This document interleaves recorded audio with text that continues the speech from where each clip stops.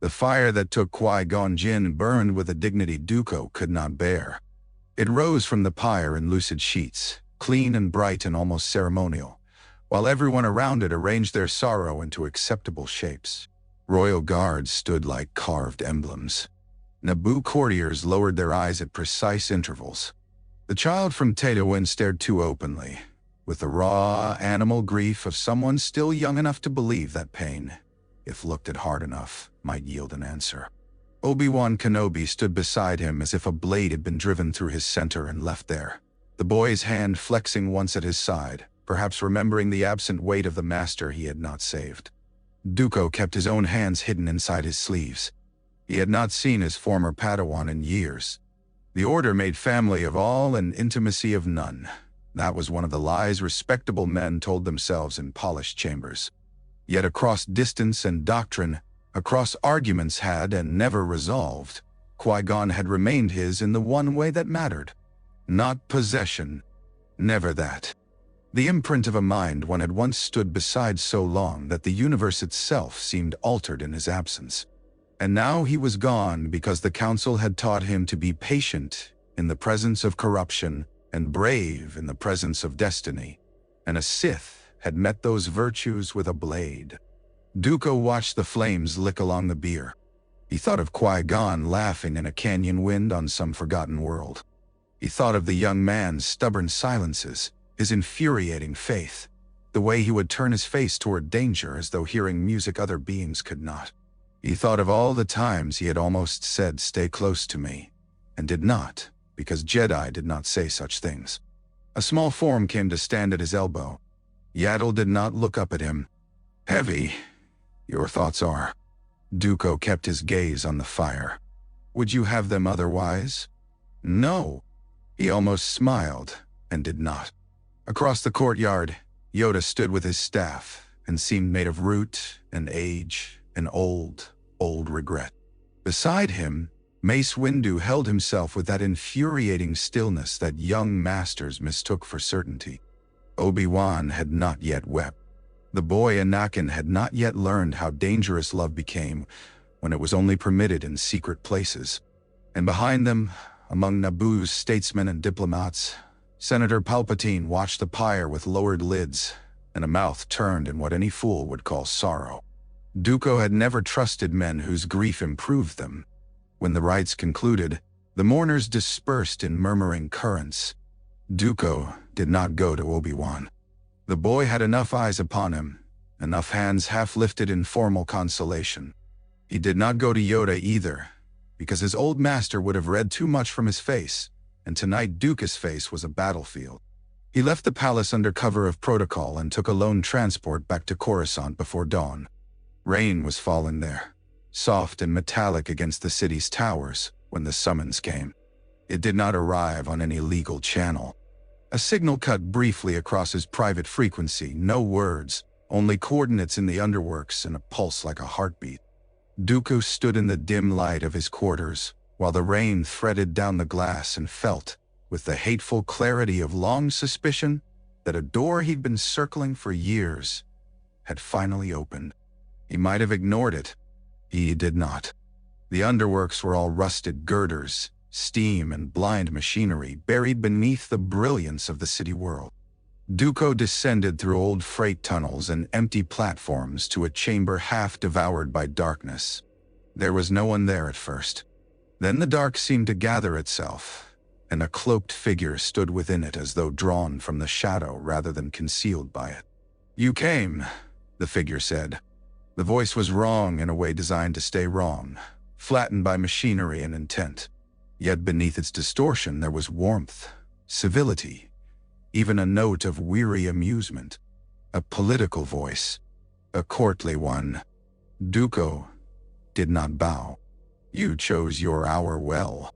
I chose it when you were most capable of honesty." Dooku's anger steadied him. "You mistake grief for weakness." "No, I mistake it for proof." The figure moved slightly, enough for a pale hand to emerge from the cloak. "You have seen what the Republic rewards. Cowards in office, merchants in chains of gold. A child found in slavery while senators lecture one another on procedure. Your Padawan dead because the Jedi kneel to a state too corrupt to save. Dooku heard the words and hated how many of them were true. The Jedi do not kneel, he said. Do they not? They guard the Senate. They fetch and carry for committees. They call obedience peace and proximity to power service. Even your friend Sidious was cast aside for seeing clearly what approaches. At that name, Dooku's stillness sharpened. The figure seemed to notice and approve. Ah, yes, he understood that war was inevitable. He acted when lesser beings hesitated. There are men in the galaxy prepared to do what must be done. Men who see rot and do not decorate it with piety. You are such a man, Dooku. Flattery is a crude instrument. Only when used on the vain. I appeal instead to your judgment. Rainwater dripped from overhead pipes. Somewhere deeper in the structure, an old engine groaned like an animal in sleep. Dooku felt the living dark of the place press in from all sides. He thought of Kwai Gon burning. He thought of the council on Naboo wearing the faces of mourners, not penitents. He thought of all the reports he had read, all the petitions ignored, all the worlds taxed into misery and told to call it civilization. What is it you want? He asked. The cloaked head tilted. What you want? An end to the charade. The figure stepped closer. The army begun in secret need not be lost to the blind. One act in the archives. One absent world. One veil drawn over a future. Others lack the courage to shape. After that, you will not drift in the stale air of their chambers and pretend your contempt is patience. You will become what your gifts require. No longer merely Master Dooku. Nah. The pause that followed felt ritualistic. You will be Tyrannus. The name struck him like cold iron. He had not known he would hate it until he heard it. Not because it was dark, not because it was grandiose, but because it was exact in the way temptation becomes exact only when it has studied you. The name did not promise pleasure. It promised permission. Dooku left without another word. He did not know whether the figure laughed behind him. He only knew the rain had become a hard silver sheet by the time he reached the temple, and that the wet stones beneath his boots seemed less real than the single task burning now in his mind. The archives were empty at that hour, all their suspended lights glowing like captive moons. He passed shelf after shelf of ordered memory, until he reached the concealed terminal he had found years before, while following Sidious' erratic trail. The dead man's clearance code still opened what living honesty could not. Dooku stood before the console. Water dripped from his cloak onto the polished floor. Erase Camino, and the army would vanish into shadow long enough for other hands to claim it. Refuse, and the first open move of a hidden enemy would remain where the Jedi might find it. He laid his fingers above the controls. Still time, said a voice behind him. Yaddle stood in the threshold. She had not drawn her weapon. She wore only a plain robe the color of old bark and a face full of sorrow. For a moment Dooku said nothing. Then, with exquisite care, he removed his hand from the console. You followed me. Worried. I was. And now? Worried still. He turned to face her fully. Do you know what they have made of us? Do you know what the Senate expects? Guardians, yes. So long as the Guardians never ask who profits from the wolves. Kwai Gon is dead because the Order teaches obedience before vision. Sidious is dead because he spoke plainly. We sit in halls above a city that eats its own poor and call ourselves keepers of peace. Yaddle came no closer. All true things can become dark in an angry mouth. Dooku laughed once sharply. Then perhaps truth itself has grown tired of saints. A silence opened between them, not empty but perilous. The console glowed at his back. Beyond Yaddle, the archive lights hung in endless rows like waiting witnesses. At last Dooku said lower, something is moving against us. A power inside the Republic or beside it. I have suspected it for years. Tonight it offered me a name. Accepted it, did you? No. Her eyes softened. He hated that too, because softness made confession possible. It knew of Sidious, he said. It wants the army hidden until the proper moment. It spoke of war as inevitability, of order as something to be seized rather than preserved. It spoke as though the Republic were already owned. Yaddle listened without interruption. When Kwai Gon died, Dooku said, and now his voice betrayed him by roughening, I understood how easy it would be to stop pretending, to leave, to say the Order deserves the state it serves, to let better men than I burn and call it wisdom. Now, and yet, here you are. Yes. The small master's gaze flicked once to the untouched console. Stay then. He almost spat the answer. To do what? Argue? Protest? Watch the machine roll over another generation while we refine our detachment. To fight where it matters, Yaddle said. Harder it is to remain clean inside a broken house than to set the house aflame and stand outside it feeling righteous. Dooku stared at her. It was, infuriatingly, the sort of thing Kwai Gon might have said if pain had sharpened him instead of gentling him. I am not clean, Dooku said. No, but you are not lost. The rain beat softly against the distant windows of the temple. Somewhere below, in some sleeping court, a fountain ran. Dooku looked past Yaddle into the long corridors of memory and imagined absurdly that if he listened hard enough, he might hear a younger voice laughing among them. He turned back to the console, entered Sidious' code, and closed the hidden file without altering a single record. At dawn he stood before the council, still wearing rain-damp robes, while the first light of Coruscant climbed across the high windows. Yoda watched him with eyes that had seen too many empires trying on permanence. Windu's face revealed nothing. Obi-Wan was not present. Anakin, mercifully, still slept somewhere among strangers. There is a shadow moving through the Republic, Dooku said. It knows our dead. It knows our archives. It seeks to turn the Jedi into instruments of a war already being prepared. Windu's gaze sharpened. What evidence have you? Not enough. Then why bring this now? Dooku met his eyes. Because last night I understood how badly I wished not to. That, more than anything, drew the chamber into stillness. Yoda tapped his staff once. Remain with the order you choose. Dooku held his old master's gaze. I do. The answer cost him more than leaving would have. Yet as the sun rose over Coruscant and laid a blade of gold across the floor between them, Dooku felt the smallest and most unfamiliar movement within himself. Not relief, only the knowledge that the first battle had not been lost. 10 standard years taught Dooku how exhausting it was to remain. Leaving would have granted him the crude satisfactions of finality. Men would have called him bitter and moved on. The temple would have tidied the wound his absence left. The Senate would have learned to fear his name from a safe distance, and perhaps in private moments, to envy the freedom of his contempt. Staying permitted no such luxuries. The years that followed Naboo turned him into a problem no one could solve without first deciding whether they preferred him wrong or right.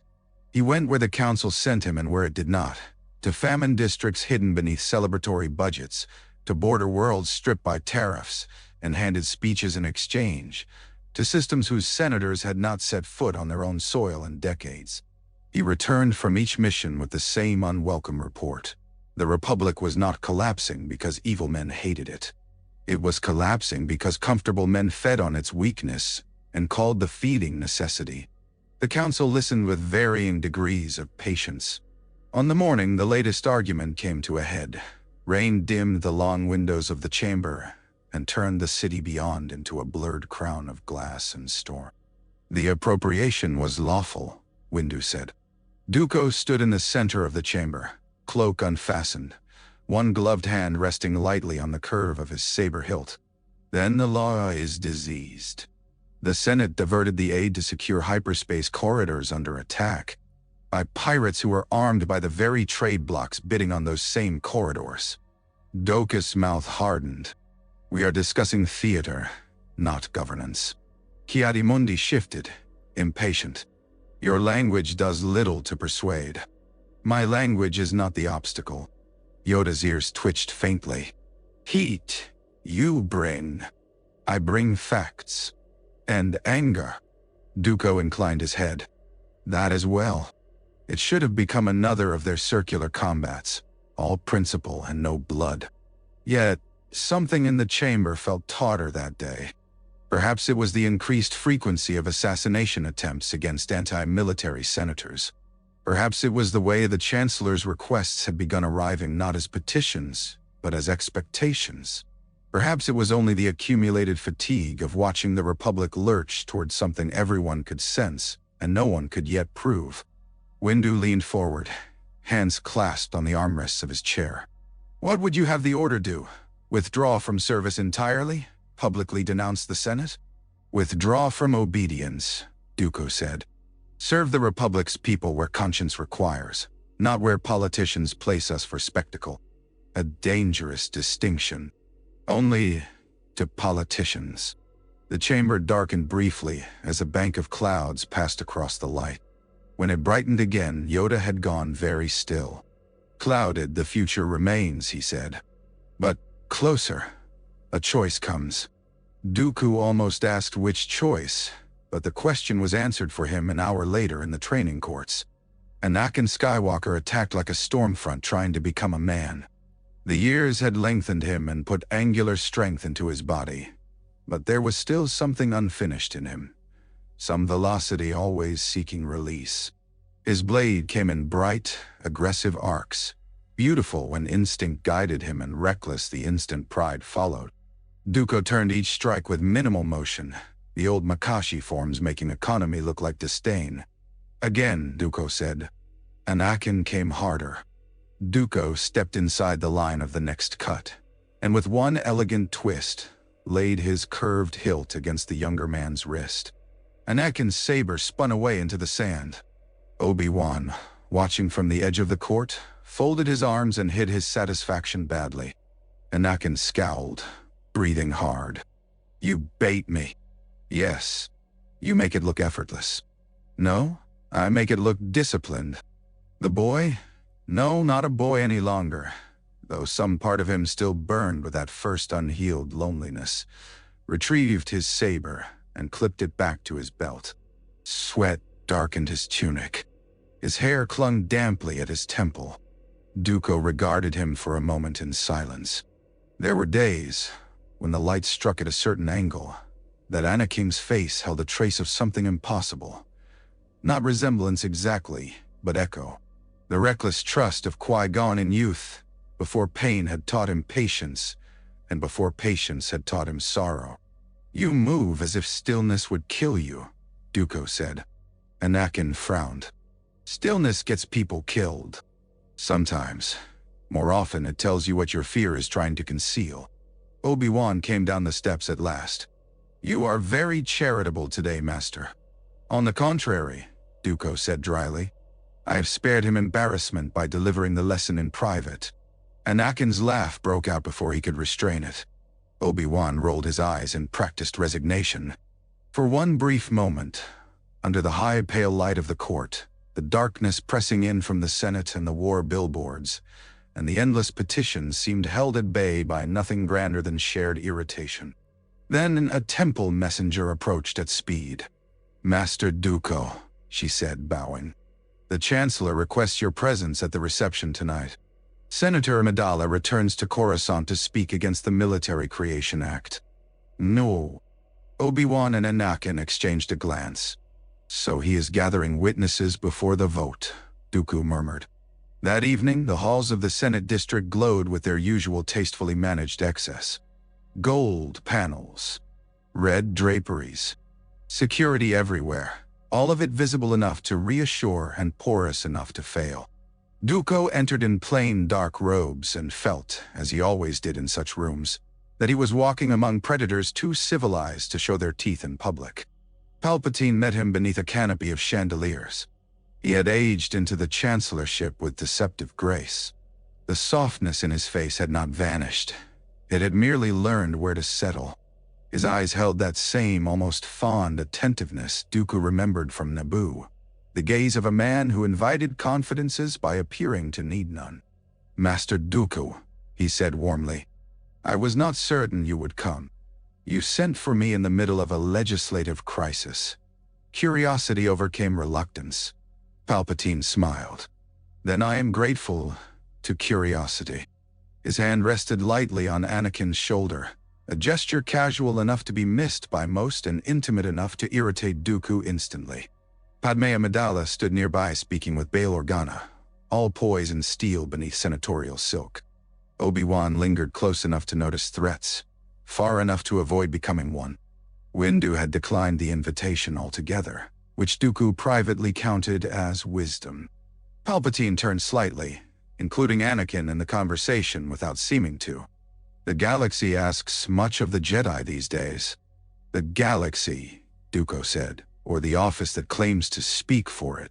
A stillness so brief it might have been imaginary passed between them. Palpatine's smile deepened by a degree too small for anyone not looking. You have always preferred the difficult sentence. And you, the useful ambiguity. Anakin looked from one to the other, sensing the edge without fully seeing it. Padme approached then, and protocol softened the moment into something blameless. She greeted Dooku with measured courtesy. He returned it with a slight bow and a private respect. Unlike most of her colleagues, she possessed the dangerous habit of saying aloud what she knew. Later, while speeches swelled and died and courtiers arranged themselves around influence as flowers arranged themselves around heat, Dooku slipped away to the archives. Jocasta Nu was waiting. The chief librarian stood among suspended lights and old data towers, with the expression of a woman long acquainted with the stupidity of powerful men. She handed Dooku a sealed packet without preamble. The transfers were routed through shell committees attached to the banking clan, she said. Dates matched the period after Sifo-Dyas disappeared. And the destination? She inclined her head toward a display. A star field bloomed between them, then narrowed to a lonely point beyond the Rishi maze. Camino, Dooku said. Still present in the official charts, Jocasta said. Still absent from every council briefing on military procurement. Curious, one might say. Dooku studied the records. Travel authorizations. Procurement gaps. A hidden chain of contracts that looked, in the aggregate, less like coincidence than theft conducted by someone with exquisite access. He ordered the army, Dooku murmured. And someone inherited it. Before Jocasta could answer, the temple's alert signal flared across the archive wall.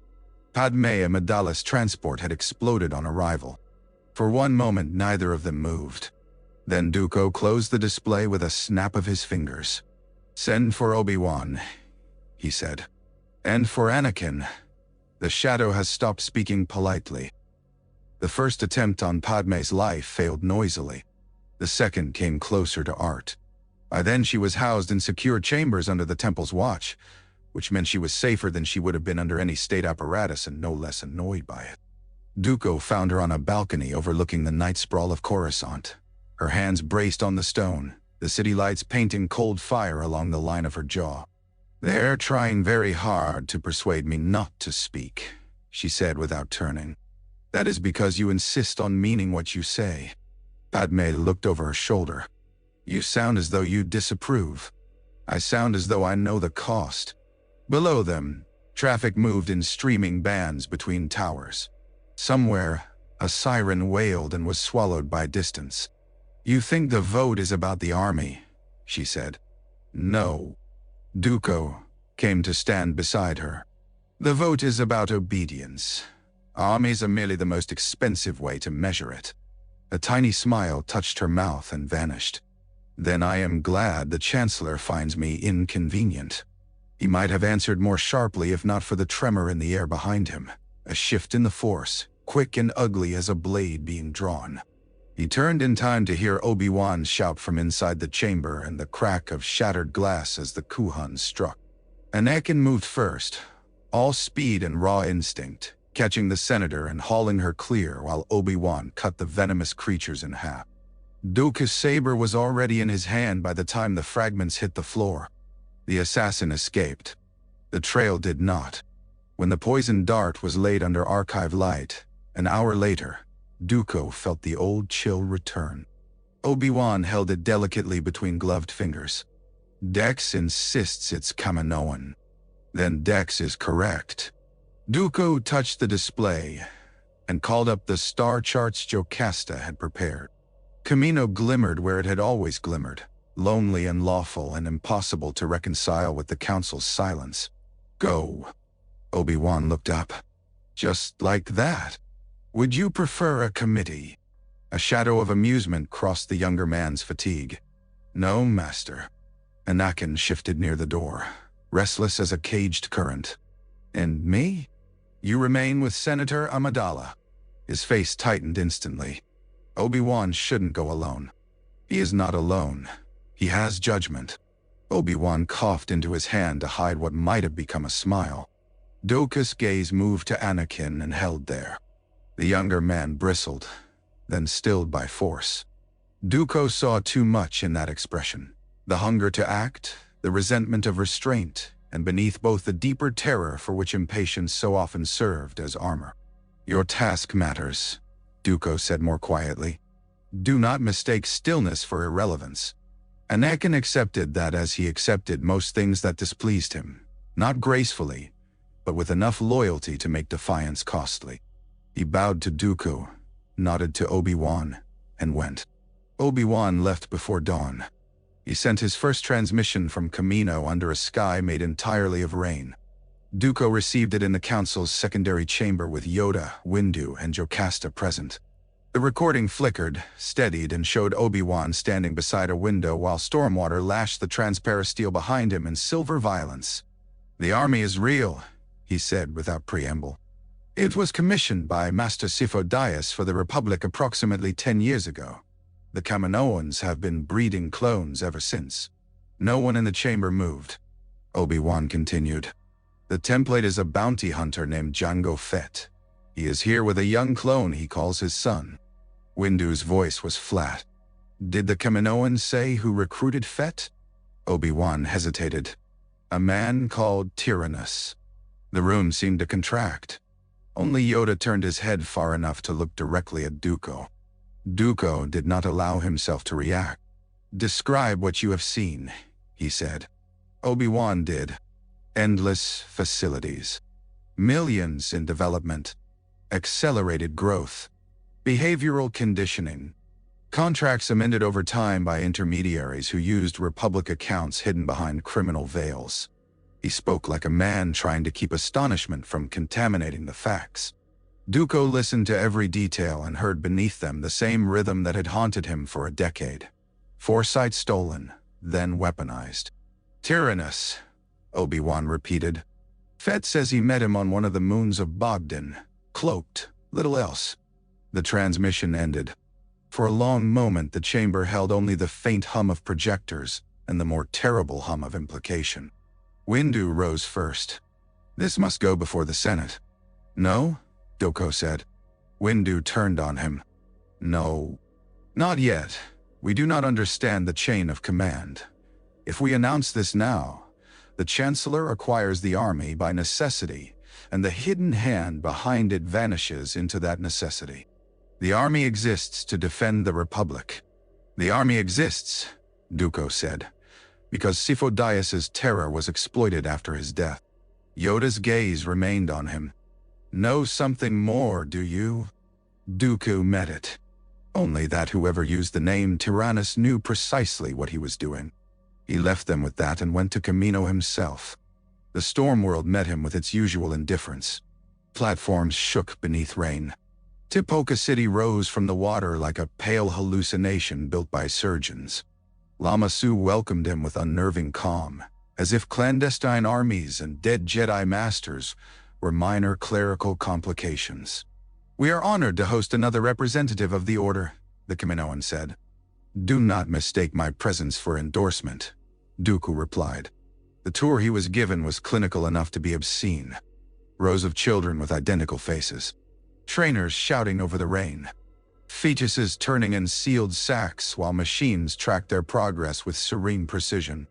Dooku had seen battlefields. This unsettled him more. Battlefields at least admitted what they were. Jango Fett waited in a private apartment overlooking the storm. He rose when Dooku entered, not out of respect but calculation. The armor lay partly disassembled on a table beside him. A boy, Baba, the Kaminoans had said, watched from the inner room with the unblinking suspicion of a child raised among adults who killed for a living. "You're not who I expected," Jango said. "I suspect that is a common experience." Jango's mouth twitched. "Kenobi asked the wrong questions.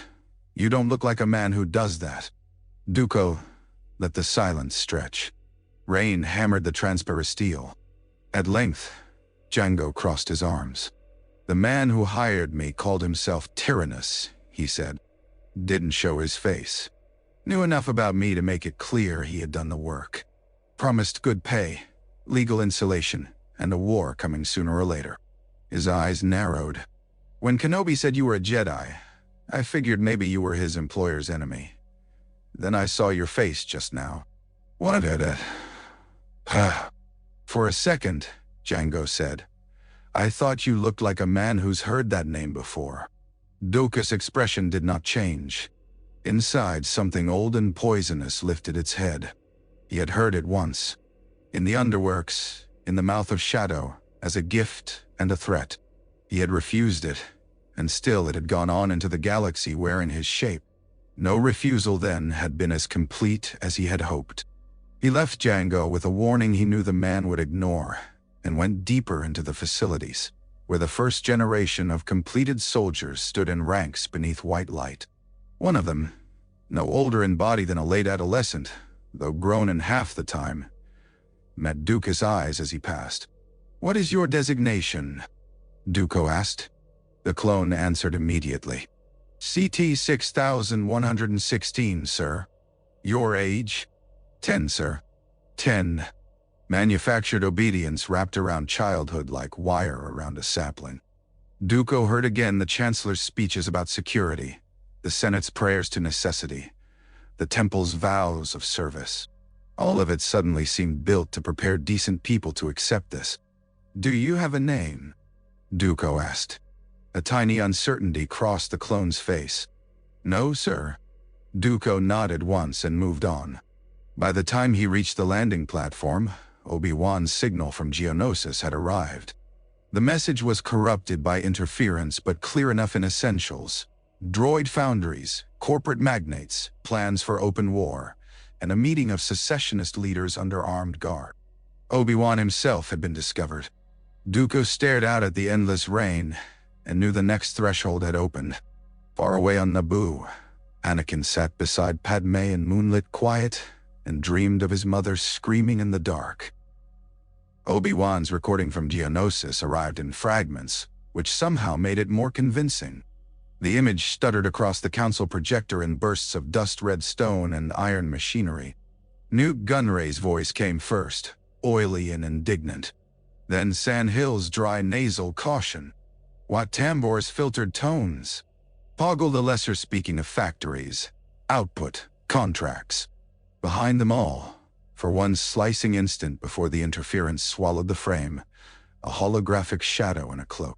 No face, no proof, only the certainty of orchestration. "They are already committed," Windu said. "They are already armed," Dooku corrected. The distinction mattered to him even if no one else in the room wished to say why. Armies could be stood down by frightened men. Commitments rooted in fear and profit were another matter.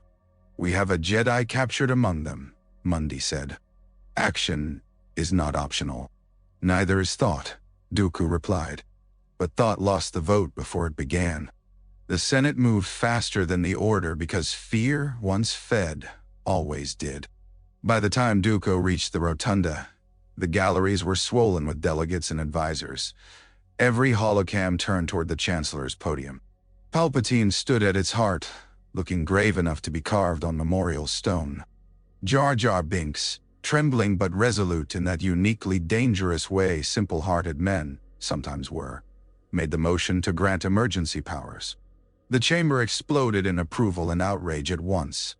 Dooku watched senators rise to their feet, some honest in terror, some ecstatic at the cover legitimacy now offered, some merely moving with the herd because stillness would cost them re-election. The noise struck the dome and came back down, transformed into history. Padme was not there to oppose it. She was already en route to Geonosis with Anakin, reckless and loyal in equal measure.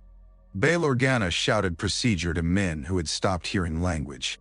Masameda smiled too quickly and hit it too late.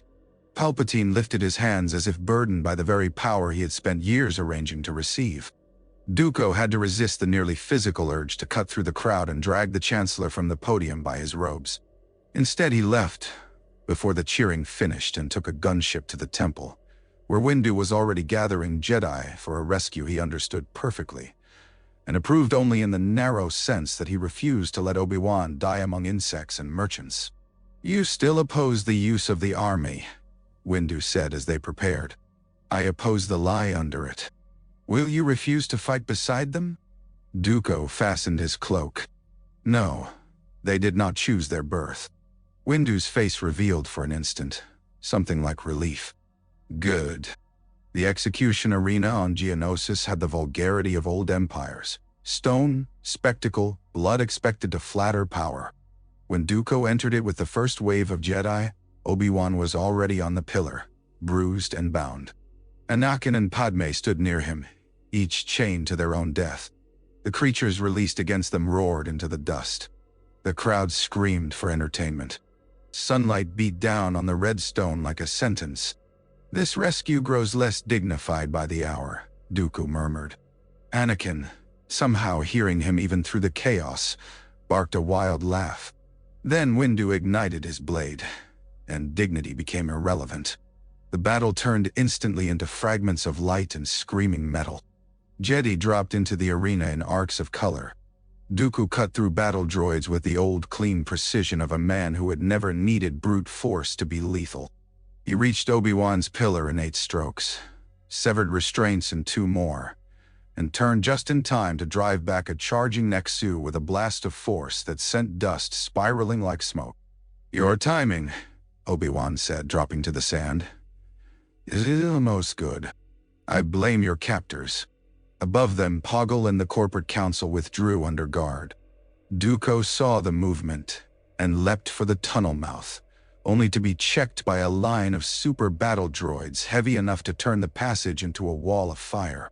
He carved through 3 and lost the 4th second to a cannon burst that threw him sideways. Across the arena, Windu confronted Jango Fett under a rain of blaster fire. The bounty hunter died the way such men often did. Not because they lacked skill, but because for one fatal instant they believed skill and circumstance were the same thing. Then the gunships came.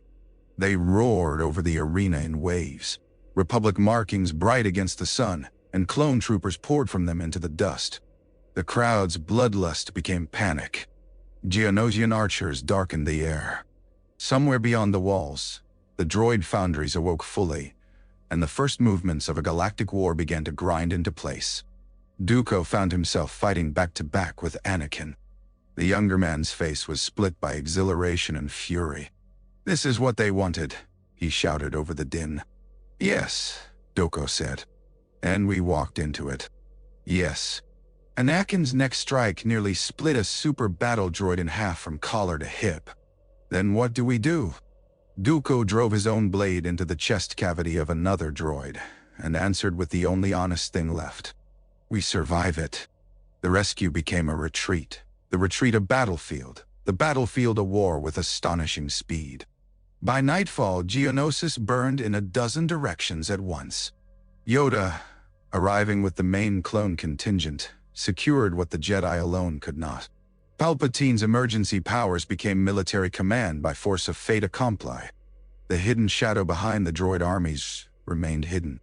And in the med bays, long rows of cloned men bled for a republic that had never asked whether they wished to exist. Dooku walked those med bays after the guns quieted. He passed cots full of identical faces made different only by expression, injury, and the first hard imprints of survival. Medics moved between them in efficient silence. Somewhere a trooper cried out in delirium for brothers he had not yet learned to call by name. A young clone with a bandaged throat looked up as Dooku paused beside him. "Sir," he rasped, "what is your name?" Dooku asked. The clone blinked. CCT 782. Dooku waited. Confusion crossed the soldier's face. Then something else. An embarrassed stubbornness. Some of the men call me Rex. There it was. Not just identity, but the beginning of choosing one. Then heal, Rex, Dooku said. You are going to need the name. When he returned to Coruscant, holoscreens across the city blazed with victory headlines. The first battle of the Clone War. The security of the Republic ensured. The Jedi triumphant. The Chancellor resolute. At the council meeting that followed, Dooku stood before the gathered masters and spoke into their exhaustion. If we become generals without protest, he said, then the hidden hand behind this war will have achieved its first purpose already.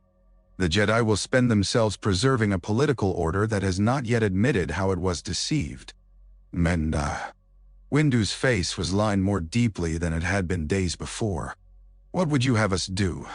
Refuse command and leave the field to droids? I would have us remember that soldiers are not born to redeem senatorial cowardice. We remember. No, Dooku said. We do not. Not if we accept this beginning as clean. The chamber held no answer for him. Outside, temple bells rang over a capital city celebrating the very trap it had stepped into. The war did not unfold as the Chancellor had likely intended. Without Dooku at its head, the secessionist movement lacked a single aristocratic face to translate grievance into grand doctrine. That made it weaker militarily and harder politically. Some worlds broke away because corporations armed them and fear made brutes of their governors. Others did so because the Republic had ignored them for generations, and now, all at once, discovered principles whenever taxes were at stake. The same banners flew over both kinds of anger. The distinction interested almost no one in the Senate. It interested Dooku very much. He made himself useful where the Council could not easily object, and the Chancellor could not easily exploit. As envoy mediator, investigator, nuisance, he fought when he had to. He spent the rest of his time trying to keep honest discontent from being welded permanently to Sith design. That work took him to Rakshas. The separatist capital was too restrained to be theatrical and too proud to beg sympathy. Its halls were clean, its soldiers disciplined, its courtiers notably less decadent than many on Coruscant. Dooku arrived under truce with no escort beyond 2 guards who disliked one another almost on sight. He was received not by warlords but by Senator Mina Bonteri. She had intelligence in the eyes and fatigue in the mouth, which Dooku trusted more than innocence. So the Jedi send their most unpopular master, she said as they walked beneath the long white arches of the assembly complex. The Council sends me whenever a truth might be mistaken for an insult. Then perhaps there is hope for this meeting. He glanced sideways at her. Do not abuse optimism, Senator. It ages badly. A laugh escaped her before she could stop it. That too Dooku stored away. Bonteri did not waste time pretending the Confederacy was clean. She showed him the pressure points instead. The worlds bled dry by Republic trade monopolies. The sectors whose appeals vanished into committee vaults. The frontier systems expected to remain loyal to a capital that noticed them only when their minerals or shipping lanes became urgent. In refugee courtyards he saw children sleeping under ration cloth while droid sentries stood motionless in the rain. In legislative chambers he heard speeches condemning the Republic with a passion too live to be entirely manufactured. And threaded through all of it, like poison dissolved in wine, were the corporations, funding fleets, setting priorities, turning legitimate desperation toward profitable war. The Jedi never came when we petitioned, Bonteri said one evening from a balcony overlooking the lamps of the lower city. They came when the Chancellor wanted a display of impartiality. We are aware of the criticism. Awareness is not absolution. Dooku rested his hands on the cold stone rail. No. She studied him. You sound as if you agree. I sound, he said, as if I have spent the last decade being told agreement is intemperate. Bonteri's gaze softened by the smallest degree. Then hear this without temper. Many here would have followed you if you had left the Order. He did not answer immediately. The wind off the plane moved her veil. Somewhere below, a transport descended through layered lights. At one time, Dooku said, that might have interested me. And now? Now I am not certain any institution deserves devotion that is not first prepared to survive truth. Bonteri turned that over in silence.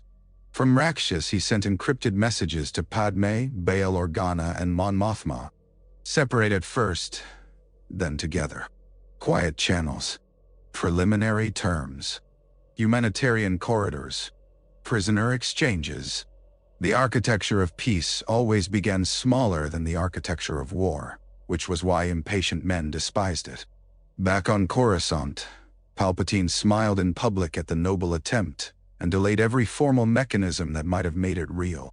Dooku used what remained of his birthright shamelessly.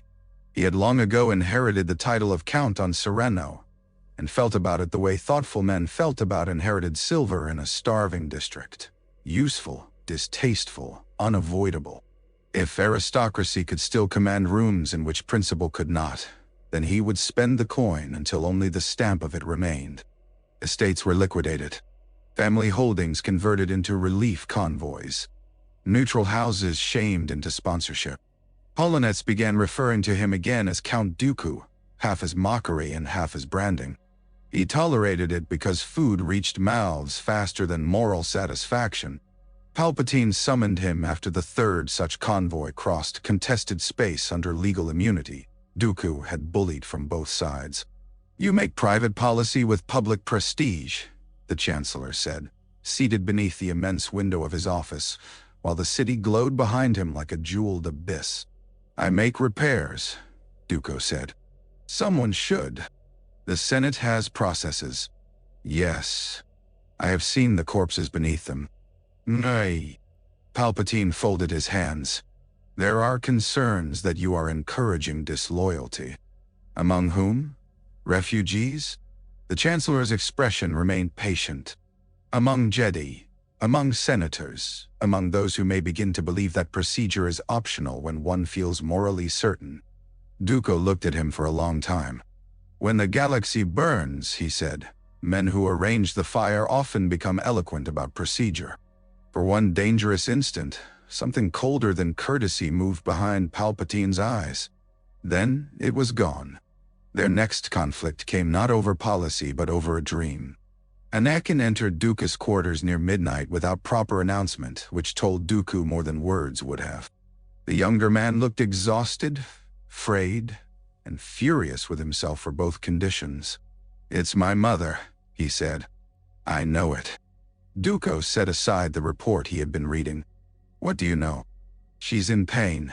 I've seen it for days. Worse now." "Have you told Obi-Wan?" "He says dreams aren't proof." "That is not the same thing as saying they are meaningless." Anakin began to pace. "The council won't release me." Dooku watched him for a moment. Here again was the old danger. Not merely fear, but fear forced into secrecy until it became shame. The Order had many wisdoms. On this matter, Dooku increasingly suspected it had only habits. "When do you leave?" he asked. Anakin stopped. "Why?" "I asked when." Shock made the younger man look younger. "You're authorizing it?" "I am authorizing you to answer the Force when it screams loudly enough to deprive you of sleep." Dooku rose. "Senator Amidala will accompany you. Obi-Wan is committed in the mid-rim. I will answer to the council." "Nay, Tabga." Anakin stared, then bowed too quickly, and far too deeply. Gratitude and disbelief warring across his face. Dooku almost told him not to thank him. Mercy should not have felt revolutionary. From the temple landing platform he watched Anakin's ship vanish into the night with Padme beside him and thought, not for the first time, that the Chancellor had begun regarding the boy less as a person than as an investment. That suspicion became certainty when the peace convoy from Rakshas exploded above a neutral moon 2 days later. Bonteri's ship vanished in white flame. So did the first practical chance the war had yet offered to become less than itself. Dooku arrived to drifting wreckage and the black scatter of bodies.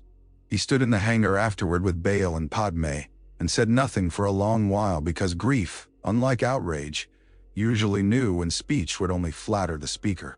At last Padme whispered, "He won't let us stop it." Dooku looked at the ruined viewport where stars shone through twisted metal. "No," he said. "He will not." Tatooine smelled of heat, metal, and old neglect.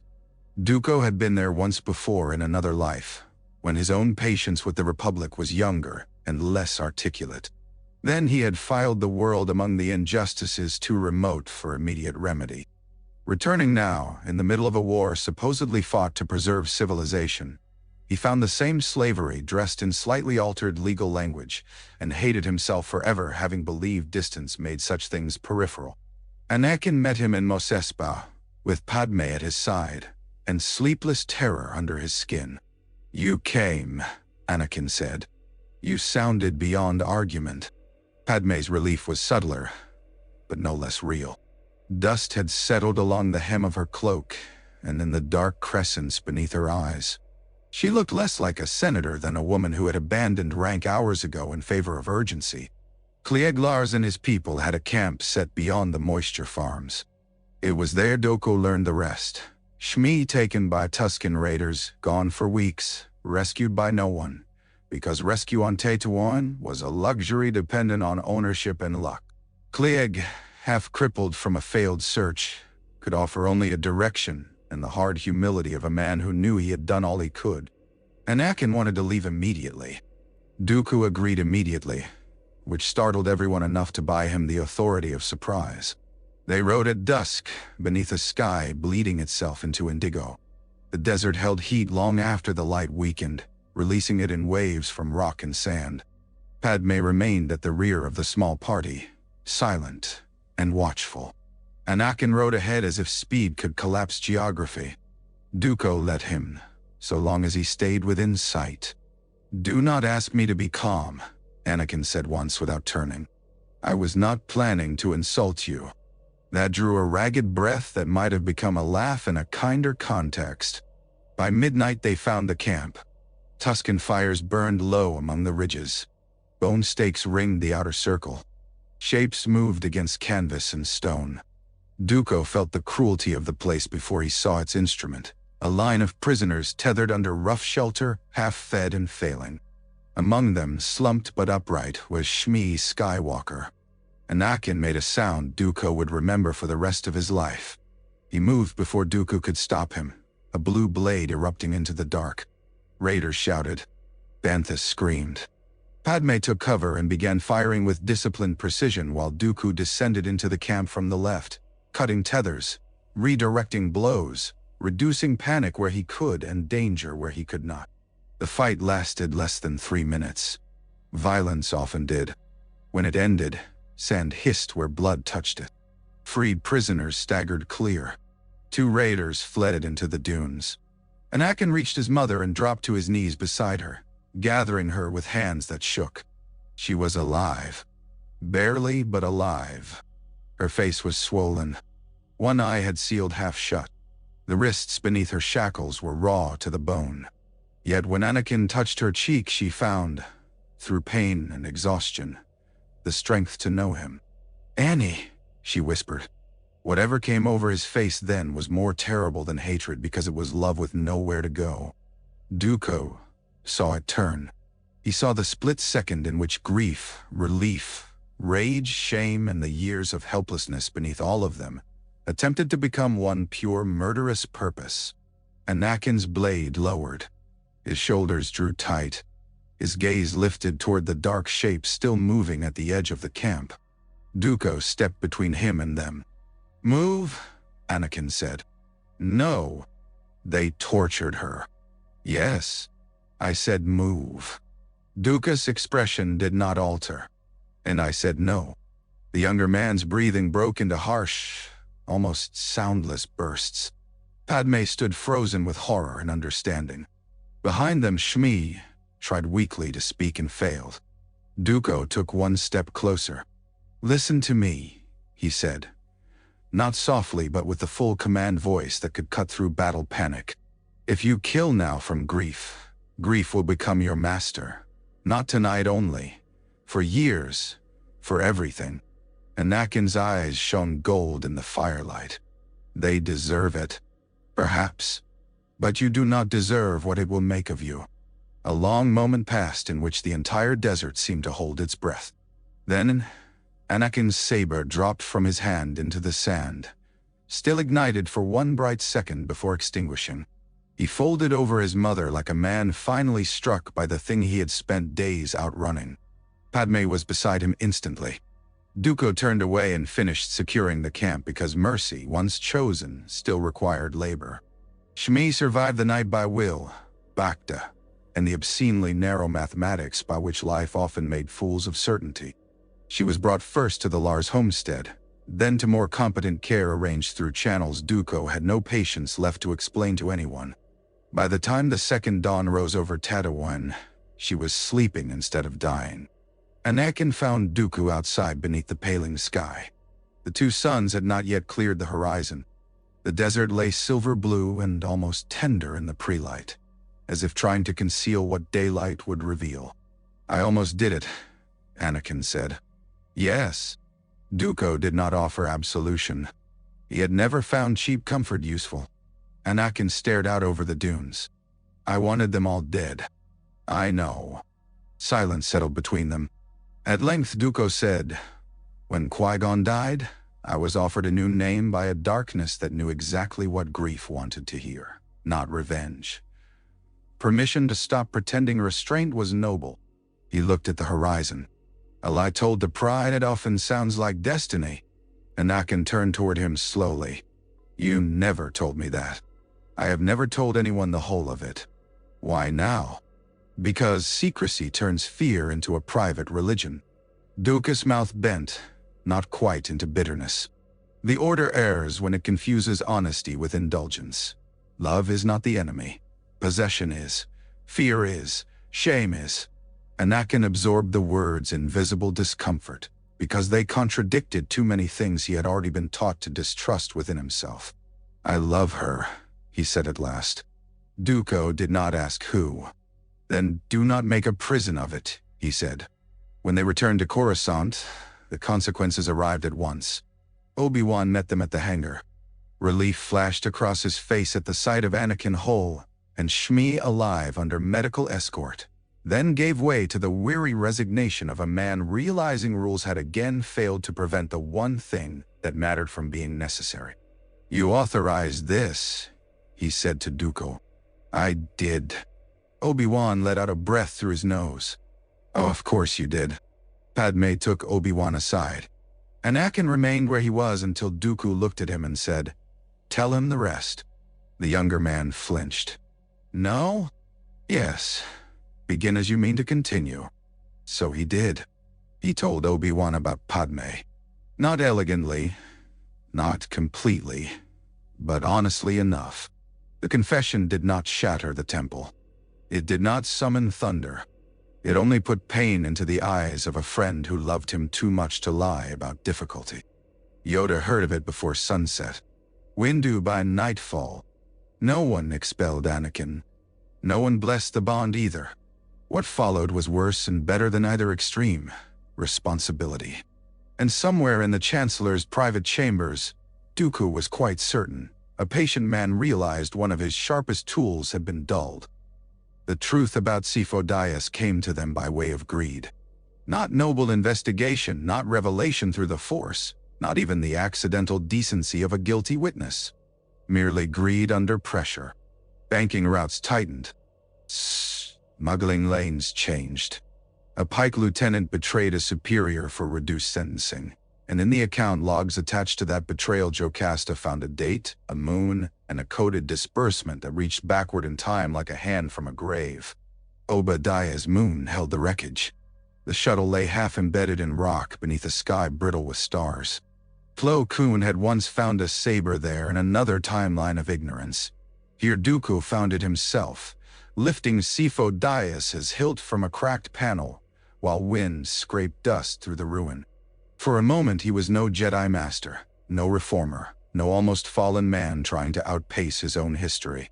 He was only a friend who had come 10 years too late to a dead man's last argument. Yaddle touched his sleeve once. Nothing more. It was enough. The Pike stronghold did not improve matters. Its opulence had the furtive taste of rot.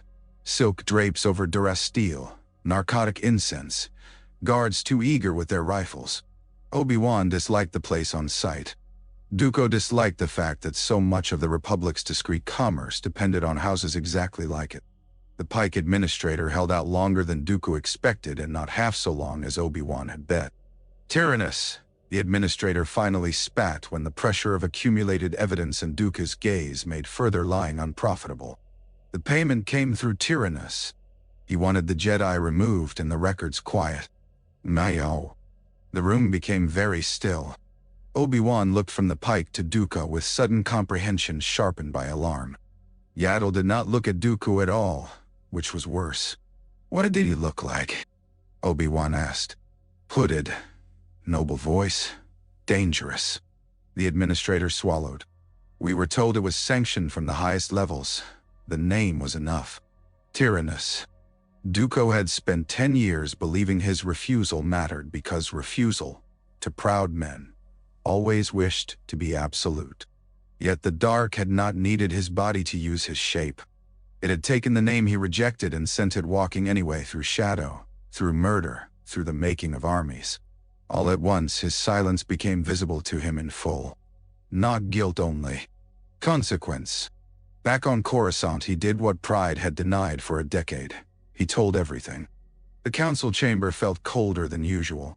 Perhaps that was only the storm outside. Yoda sat at the center, grave and ancient. Windu's face had acquired the hard restraint of a man preparing either to condemn or to control the urge. Dooku stood before them with Sifo-Dyas' saber laid on the floor at his feet like evidence and memorial both. After Kwai Gon's death, he said, I was approached by a Sith operating within or near the highest political circles of the Republic. He spoke of Sifo-Dyas. He spoke of war. He offered me a new name. He heard the room inhale. Tyrannus. Kit Fisto's usual ease vanished entirely. Shakti looked as if a piece of machinery she had trusted had begun to bleed. I did not accept it, Dooku said. I did not erase Kamino from the archives. I remained with the Order. He forced himself not to stop there. But I did not tell you the whole of what occurred. I told myself I required proof. In truth, I also feared the humiliation of admitting how nearly I had wished to hear more. Windu rose. The movement held no violence, but the anger inside it was unmistakable. You withheld contact with a Sith while the clone army was stolen, while Sifo-Dyas' death went unexplained, while this war began. Yes. For 10 years. Yes. Why should this council trust another word from you? Because I stayed, Dooku almost said. Because every day since Naboo I have chosen the harder rot instead of the easier fire. Because I have paid for the same refusal in ways none of you fully understand. Instead, he said only the useful truth. Because if I intended deceit, I would have remained silent. That was the answer Windu least wanted and could least refute. Yoda closed his eyes for a long moment. Hidden too much you have, but returned to truth you did. I am prepared to submit to any judgment. Yaddle spoke before anyone else could. And lose one of the few who has seen the knife from both sides? Foolish. That would be. Me. Reno. Me. Windu gave her a sharp look. She ignored it. Fault is his. Valuable he remains. The council did not forgive him. Institutions almost never forgive in a meaningful sense. They merely recalculate necessity. But they listened. They traced access routes anew. They compared timings. They widened the circle of suspicion around the Chancellor's office without yet daring to name the center aloud. The final piece came from Anakin. He found Dooku alone in the training hall late that night. Blades dark, the room lit only by the city beyond the windows. His face was troubled in a deeper way now, not merely by youth or fear, but by the first true awareness that affection could be used as surveillance. Palpatine talks to me, he said. Dooku did not turn from the window. I know. No, I mean... Anakin searched for the language. He talks as if rules are things for lesser men, as if greatness excuses secrecy, as if the Jedi are afraid of power because they don't understand it. Dooku looked at him then. Has he spoken of saving people from death? Anakin went very still. How did you... Because men who traffic in corruption always offer the same miracle under different names. The younger man's face tightened. I told him about my dreams, about Padme. Pain flickered through Dooku, sharp and involuntary. Not betrayal. Not quite. Only the knowledge that Palpatine had been deeper in the boy's private life than any teacher should have allowed. Then hear me clearly, Dooku said. He is not your friend. Anakin's jaw flexed. You think he's the Sith? I think, Dooku said, that every road we have followed ends at a door only he can open. Outside, thunder moved across Coruscant in slow, sovereign rolls. And in the Senate district, senators who had spoken too loudly for peace began dying in ways official channels insisted were coincidences. The first clone to break in a way no battlefield could explain did so on a muddy world so strategically irrelevant the war maps marked it in gray. He turned, screamed, and shot a Jedi general dead at point-blank range. The official explanation was trauma, contamination, a neurological anomaly exacerbated by stress. The unofficial explanation was panic. Clones did not deviate. That was the article of faith on which the Republic had built too much. Dooku arrived after the body was already cold, and the reports already being softened. Shakti met him outside the field hospital with rainwater on her Leku and fury under perfect control. They want the trooper transferred to Kamino under medical secrecy. Then we should go with him. Her eyes narrowed. You think this is connected? I think everything is connected once enough people insist it is not. Kamino's laboratories were colder than Dooku remembered. Not in temperature, in intention. The same white corridors, the same immaculate stillness, the same sense that life here existed chiefly as material. The clone in question was dead before they could speak to him. That fact did not slow Fives. ARC Trooper, insubordinate in the specific way only men with functioning consciences ever were. Fives pushed through the sealed narratives placed around him like a knife probing armor gaps. He distrusted the doctors. He trusted his own eyes more. Dooku took to him at once. You believe someone altered the program after Sifo-Dyas, Fives said in the lab while droids pretended not to listen. Not just growth acceleration. Something in the heads. Dooku folded his hands behind his back. Can you prove it? Not if they keep moving the evidence. Then stop being subtle. Shakti turned, half scandalized and half amused. That is your advice? It is usually his instinct, Dooku said. And I see no reason to waste nature. They found the chips on the third night. Tiny organic devices tucked into the brains of every clone, described in the original medical files as safeguards against aggression, and in the amended ones with language so evasive it amounted to confession.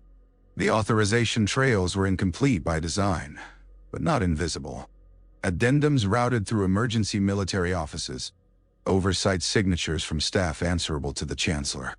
Access privileges granted under code phrases tied to the alias Tyrannus.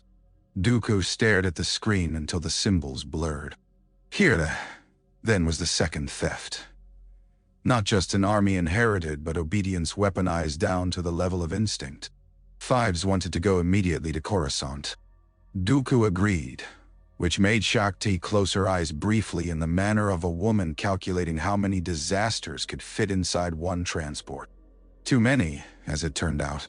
By the time they reached the city world, the Chancellor's office had already moved. Warrants, sedation, orders, claims of clone instability. Fives fled medical custody with enough stolen data to damn half the war cabinet if anyone would listen. Rex helped him longer than regulations permitted. Cody sent warnings through channels so quiet they barely existed. Dooku found Fives in a clone bar sunk into the lower levels beneath a district respectable beings preferred not to acknowledge. Neon bled through greasy, transparent steel. Off-duty troopers sat in islands of exhaustion, drinking synthetic rot and pretending they did not all share the same face. Fives was in the rear booth with a stim patch at his neck and a blaster in his shaking hand. "I knew you'd come," he said when Dooku sat opposite him. "Optimism can be dangerous." Fives barked a laugh that turned almost at once into something rougher. "They're inside us, not metaphorically. Actually inside us. A switch, a command." He leaned forward. "If the order comes, what if we can't stop?" Dooku thought of medbays, of 10-year-old soldiers asking if they had names, of the Republic congratulating itself for efficiency. "Then we stop it before it comes," he said. Footsteps sounded at the far entrance. Too many. Dooku rose as the Coruscant Guard entered with Commander Fox at their head, and legality arranged over violence like silk over steel. Orders were shouted. Troopers in the bar froze between duty and fraternity. Rex swore under his breath from somewhere near the counter. "Stand down," Dooku said, and the room obeyed him before it obeyed the guards. That bought Fives one more minute. Not enough. The shooting began because someone panicked. It always did. Dooku cut 3 bolts from the air and redirected 2 more into the ceiling. Rex tackled one guardsman. Cody, arriving too late for subtlety, dragged civilians to cover. Fives ran for the service corridor with the data core in his hand and died before he reached the door, a blaster round punching through the space beneath his shoulder blade. The bar went silent in the way only places of sudden death ever do. Dooku knelt beside him. Fives was trying very hard not to be afraid and failing in a manner that made him seem younger than any manufactured soldier should have been allowed to be. "Sir," he whispered thickly. "Tell them." "I will. They're my brothers." "I know." "Don't let them." The words snagged in blood. "Don't let them be slaves." Dooku put a hand against the clone's chest and felt the life go. Later, in a secure room above the temple, Shakti laid out the recovered Camino files, while Rex and Cody stood rigid by the door. Men discovering that loyalty to the Republic and loyalty to one another might soon require opposite things. "We can jam broad transmission from the primary relay if we get warning," Cody said. "Warning may be measured in seconds," Shakti replied. "Then give us the seconds." Dooku looked from one commander to the other. The same face, yes. Different men entirely. "You owe us nothing," he said. Rex's expression hardened. "With respect, sir, that's not true." Night deepened over Coruscant. In a hidden apartment not far from the Senate, Anakin finally told Padme he had spoken too freely to Palpatine. She told him in return that she was carrying his child. The news would once have delighted him without complication. Now it struck him like joy wrapped in fresh terror. He came to Dooku before dawn. "I keep seeing her die," he said. Dooku, who had spent years learning the cost of visions interpreted by fear, poured tea for them both and said, "Then stop trying to face the future alone, as if solitude were a proof of strength." Anakin looked wrecked. "What if this is the one thing I can't fail?" Dooku set the cup down. "Then do not let a Sith teach you what love requires." By sunrise, Windu had agreed. The evidence was still incomplete in the legal sense and overwhelming in every moral one. They would confront the Chancellor. At last. The attack on Coruscant began before the warrant was signed. Droid infiltrators cut power to traffic arteries. Sabotage charges tore open security towers in the Federal District. Above the atmosphere, Admiral Trench's fleet emerged in precise, murderous ranks and began the kind of bombardment designed less to conquer than to terrify. By midnight, the capital was all sirens, smoke, and holofeeds screaming for unity. Palpatine, from the safety of his command center, called it proof that the Republic needed extraordinary authority. Dooku called it timing. Yoda took command of temple defense. Obi-Wan and Anakin went to the skylanes and upper platforms where falling fire could kill by the tens of thousands before ever touching ground. Shakti disappeared into communications with Rex and Cody and every reliable technician she could still trust.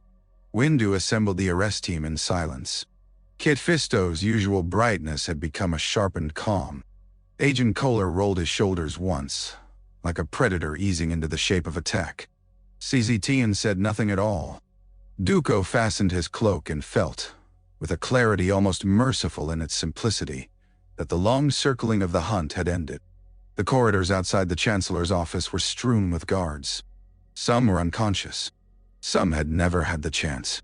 Windu did not bother with courtesy. The doors opened at his command and the 5 masters entered under the red wash of emergency lights. Palpatine stood by the immense curve of the window, city fire flickering behind him. The office that had so often been a theater of civility now looked like a throne room awaiting only a declaration of divine right. "Master Windu," he said, "to what do I owe the collective honor?" Windu's expression did not alter. "Supreme Chancellor Palpatine, you are under arrest for conspiracy against the Republic, unlawful control of military assets, and crimes against the Jedi Order." Palpatine's gaze moved to Dooku. "Ah," he said softly. "So it comes to this." Dooku stepped forward. "It came to this years ago. We have merely stopped pretending otherwise. Nah, C, and B, and Y. Elo." For a heartbeat, Palpatine looked almost disappointed. Then he smiled. The transformation was not physical at first, merely revelatory. The warmth fell away. The patient grandfatherliness, the senatorial weariness, the cultivated human softness, all of it stripped clean from the face beneath, leaving something colder and far more coherent. When he moved, it was with the grace of a knife drawn from velvet. The red blade was in his hand before the first alarmed breath had finished leaving Agent Kohler's mouth. What followed happened too quickly for language, and yet remained with Dooku forever, in brutal increments. Kohler falling. Teen cut down before his second strike fully formed. Fisto holding a heartbeat longer, green blade flashing bright against red and then breaking under a burst of impossible force. Windu meeting the assault head-on with the ferocity of certainty finally justified. And Dooku surviving because once, in another darkness, he had imagined the motions of exactly this duel. His saber met Sidious's with a scream of light. There was no need now for names withheld. No need for inference. The dark side poured off the Chancellor like heat from a forge, vast and intimate and old with hunger. "You could have ruled beside me," Sidious hissed as their blades locked. "You still desire the same things: order, purity, an end to incompetence." "I desired justice," Dooku said through clenched control. "You desired ownership." Sidious laughed and spun away, throwing a burst of lightning that shattered one wall of glass and sent the city's infernal light crashing into the room. Windu drove forward. Dooku circled left. The office became ruin around them. "You wanted the Republic broken," Sidious said, voice rising with delight. "Do not pretend outrage because I possess the courage to break it properly. I wanted it truthful." Truthful. The word became mockery. "You wanted it yours." The accusation struck near enough to pain that Sidious knew it had landed.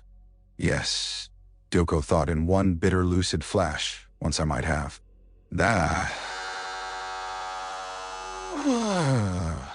That was why this mattered." The duel drove outward through the chamber and onto a suspended gallery as fire bloomed below in the streets. Wind howled through the shattered office. Emergency craft streaked red across the night. Somewhere far off, anti-air batteries answered trench's bombardment. Then, Anakin arrived. He came through the ruined doorway with smoke in his hair and fear across his face, fresh from battle and too late to innocence. He took in the dead masters. Windu half-crouched and bleeding from one cheek. Dooku locked with Sidious over a gulf of broken transparent steel, and the Chancellor's pleasant mask lying in pieces on the floor. Sidious turned his head and smiled with his true mouth. "Anakin, die." The younger man froze. "There are truths the Jedi would rather you die than learn," Sidious said, retreating one measured step and allowing the red blade to lower just enough to suggest conversation. "Your fear has always brought you to me because they have only ever answered it with restraint." "Don't listen," Windu said. Sidious's eyes never left Anakin's. "You have seen what they make of love, shame, secrecy, punishment. I offer what they never will, the power to preserve what is yours." Padme's name was not spoken. It did not need to be. Anakin's face changed. Dooku saw the terror there. The genuine terror of a man who believed one choice might kill the person for whom the whole galaxy had suddenly become secondary.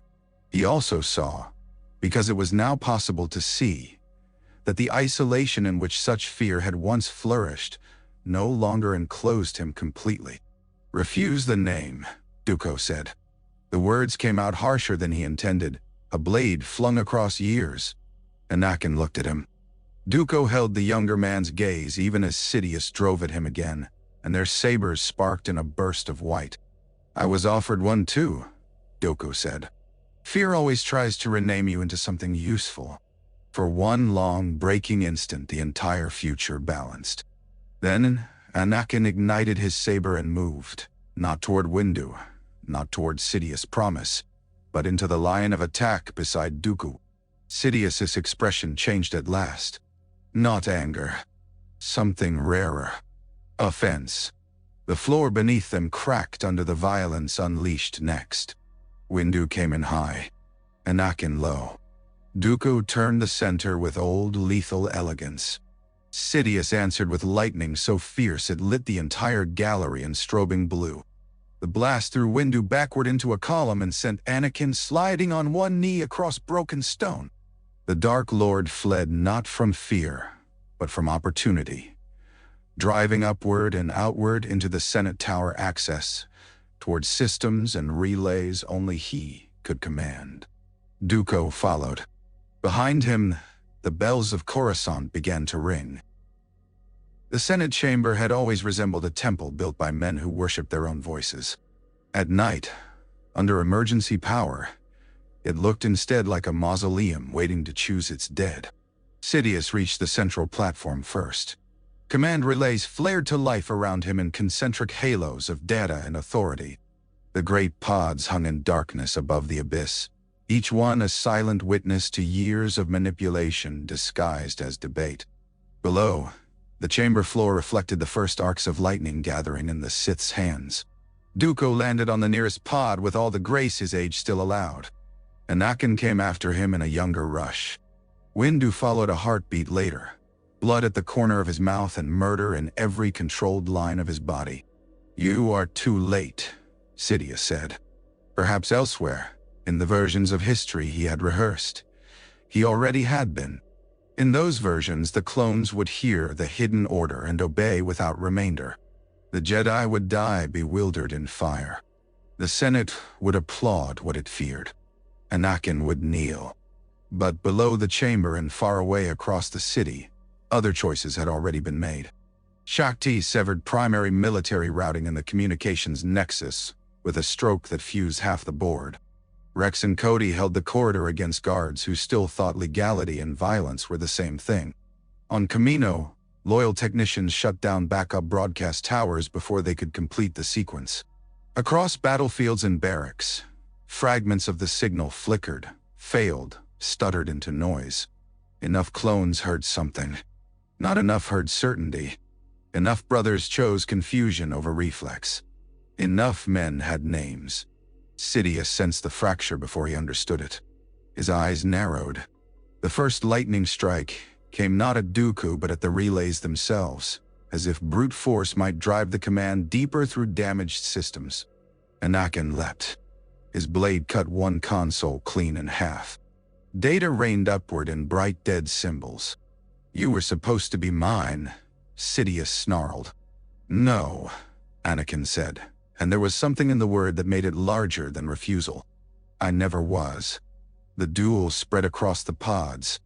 Dooku had fought many forms of darkness in his life. Vanity, ideology, despair, the temptation to confuse clarity with cruelty. Sidious embodied all of them, sharpened to a single appetite. There was no wasted motion in him now. No Senate performance. No avuncular softness. Only appetite and a terrible joy in finally abandoning disguise. Makashi met raw power. Windu's Vap had world violence back at its source. Anakin's strikes came not from serenity but from love disciplined by honesty at last. Together they made a shape Sidious had not wanted to imagine. Not master and apprentice, not elder and replacement, but the man he had failed to take, and the man he had failed to corrupt standing on one line. A blast of force caught Dooku in the ribs and hurled him across a pod rim. Pain lit his side white. He would have fallen if Anakin had not caught his forearm in passing and hauled him back with a grip nearly dislocating in its urgency. Stillness, Dooku managed through clenched teeth. Despite everything, Anakin laughed. It was the sound of a door closing forever in Sidious' face. Yoda arrived then, small against the immensity and yet instantly enough to change the chamber's gravity. He did not speak. He only ignited his blade and entered the fight with the sorrow of a being who understood too well what it meant when hidden rot was finally forced into daylight. Sidious retreated to the highest central pod and unleashed lightning in a storm broad enough to strike them all. Windu met it first. The purple blade angled, caught, and held. Sparks screamed over the platform. Dooku rose beside him, adding his own saber to the shape of the deflection. Yoda anchored them in the Force, the old master's face drawn into lines of infinite effort. Anakin moved not against the lightning but through it, toward the mechanism beneath Sidious' feet, the final command dais, the last intact channel to the war machine below. He brought his blade down. The dais split. Power surged backward. The lightning bent, doubled, and for one instant turned the chamber into a furnace of blue-white fire. Sidious's scream was not merely pain. It was disbelief that consequence could still exist for him. He tried to leap clear. Dooku was waiting. The old Count met the movement with one perfect stroke, curved hilt turning in his hand with all the deadly elegance that had once tempted darkness to believe him its natural creature. Sidious's saber flew from his fingers into the abyss. Windu drove the return torrent full against him. Yoda held the platform steady. Anakin severed the last relay. Palpatine, Sidious, Chancellor, whatever name ambition had worn across the years, burned in the storm of his own making and fell backward into blackness vast enough to take an empire's plan with him. Silence followed. Not total. The chamber still trembled with failing systems. The city still burned in sectors. But silence enough for breathing, enough for the recognition that something which had dominated the shape of every decision for years was suddenly, impossibly absent. Windu deactivated his saber first. Dooku did not. He stood with the blade humming at his side and looked down into the abyss where the dark had vanished. He felt no triumph, only exhaustion so complete it seemed to reach into childhood. Anakin crossed the platform and leaned both hands on his knees, head bowed, laughter and sobbing too near each other in his chest to sort cleanly. Yoda rested on his staff and closed his eyes. For a long moment none of them moved. Then the work of aftermath began. Evidence existed. More than enough. Hidden files in the Chancellor's office. Military authorizations. Camino contracts. Banking routes. Emergency decrees prepared for a regime no Senate had voted to become. Masameda was arrested before dawn. Saint Pestige tried to flee and failed. The corporate council scattered and was hunted by systems suddenly less certain the war still profited them. More importantly, the lie at the center was public. All the recordings from the office, the Senate chamber, the command relays. The proof could not be contained, and once citizens saw it, even the most complacent among them had to decide whether to continue pretending they had not always felt something wrong moving beneath events. Ceasefires followed in ugly, staggered waves. Some separatist admirals refused. Some Republic hardliners did too. But without Sidious binding both sides to the same hidden purpose, the war began to collapse under the weight of its own contradictions. Padme survived the night. Dooku went to her apartments once the first emergency councils were done and found her seated by a lamp with one hand over her stomach and the other clenched so tightly on the arm of her chair it had left marks in the wood. When Anakin entered behind him, she rose and crossed the room before propriety could attempt intervention. Dooku looked away. Some mercies deserved privacy. The months that followed were uglier than Song's preferred and cleaner than cynics predicted. The Jedi withdrew from direct military command by formal charter. They would aid, mediate, protect, and serve, but no longer as a permanent armed extension of the Senate. Worlds within the Confederacy were granted hearings not at blaster point but at constitutional convention. Bail and Mon Mothma dragged reform through the Senate with the combined force of conscience and public terror. Trade monopolies were broken in sectors where they could be. Not all at once. Never that. But enough for history to notice. Clones were granted legal personhood. That act nearly shattered what remained of several committees. It passed anyway, helped not least by testimony from commanders who had every reason to hide and chose instead to speak. Rex appeared before the emergency chamber in plain armor and said, with more dignity than the hall deserved, that being bred to die for a republic did not make one part of its equipment. Cody spoke after him. Others followed. The law changed because the alternative became too shameful to pronounce aloud. On Sereno, old estates became hospitals and schools under trusteeship Dooku considered barely tolerable and therefore suitable. On Tatooine, Shmi Skywalker stood under twin suns and listened to a message from her son, smiling with a tenderness no prophecy could improve. In the temple, Obi-Wan resumed teaching with a gravity now softened by the knowledge that rules and love had survived one another's presence. Yaddle walked the archive halls as if guarding not books, but second chances. Windu and Dooku argued more quietly than before and trusted each other more than either would admit. Yoda, in certain gardens at certain hours, seemed to be listening to voices the living had not yet learned to hear. And Dooku remained. That, in the end, was the central fact of this new history. Not that he defeated a Sith. Not that he unmade a conspiracy. Not even that the Republic avoided one specific empire. He remained.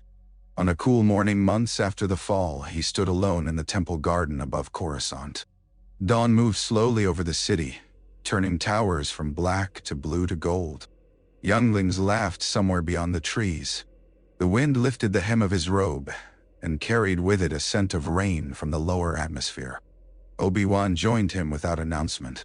"I used to think," Obi-Wan said after a time, "that if my master had lived, everything would have become simple."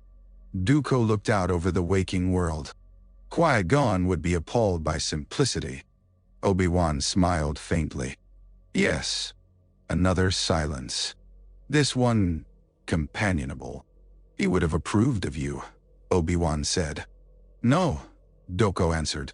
"He would have argued with me until sunset." Obi-Wan's smile deepened. That too. Below them the city world shone, battered and unextinguished. Not healed. Perhaps it never would be. Not fully. Civilizations were not men. They did not recover in one glorious scene. They decayed slowly, and renewed slowly, and carried their scars into every future they managed to deserve. Yet, the light came over Coruscant that morning without smoke beneath it. Dooku closed his eyes and let the wind touch his face. Somewhere in memory, or the Force, or the private country where grief finally ceases to demand payment, he heard laughter in a canyon under open sky. When he opened his eyes again, the day had begun, and for the first time in many years, he did not mistake that for a threat.